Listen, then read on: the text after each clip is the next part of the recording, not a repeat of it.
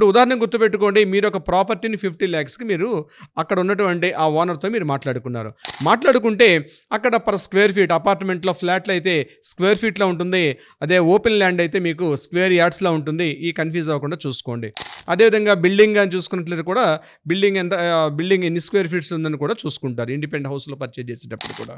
So, square ఫీట్‌కి square yard confuse అవ్వకుండా అక్కడ గవర్నమెంట్ వాల్యూ ఎంతుంది అంటే that is called card value ఎంతుంది అన్నది మీరు చెక్ చేసుకోండి. కార్డ్ వాల్యూ ఏదైతే గవర్నమెంట్ డిసైడ్ చేసినటువంటి ఏదైతే రేట్ ఉందో ఆ రేటు మీద 7.5% అమౌంట్ అన్నది మనం రిజిస్ట్రేషన్ ఆఫీస్‌లో రిజిస్ట్రేషన్ చేయాలి. సో, ఇది ఎక్కడ కూడా క్యాష్ ట్రాన్సాక్షన్స్ ఉండవండి. బ్రోకర్లు చెప్పినటువంటి ఎవరికి మీరు అమౌంట్స్ ఎవరికి ఇవ్వాల్సిన అవసరం లేదు.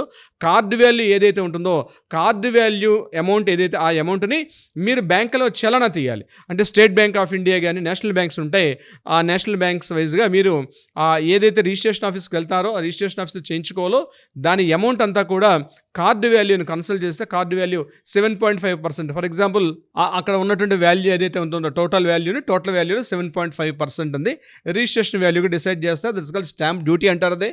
ఆ స్టాంప్ డ్యూటీ అమౌంట్ మొత్తం కూడా మీరు ఎస్బీఐలో బ్యాంకులో చలన కట్టాలి. ఎక్కడ సబ్ రిజిస్ట్రేషన్ ఆఫీసులో ఎక్కడ కూడా మనీ ట్రాన్సాక్షన్స్ ఉండవు. మీరు చలన అన్నది మీకు బ్యాంకులో చలన తీసుకోవాలి. ఆ చలన తీసుకుంటే ఆ చలన 3 months వ్యాలిడిటీ ఉంటుంది. సో, మీరు ఆ చలన ఇమ్మీడియట్గా చేసుకోవాలని టెన్షన్ పడిపోకండి. 3 months ఇస్ ద వ్యాలిడిటీ. ఆ చలన ఫామ్ తీసుకొని ఎక్కడైతే మీరు రిజిస్ట్రేషన్ ఆఫీస్లో ఉంటున్నారో డైరెక్ట్గా పర్సనల్గా అటెండ్ అవ్వాలి.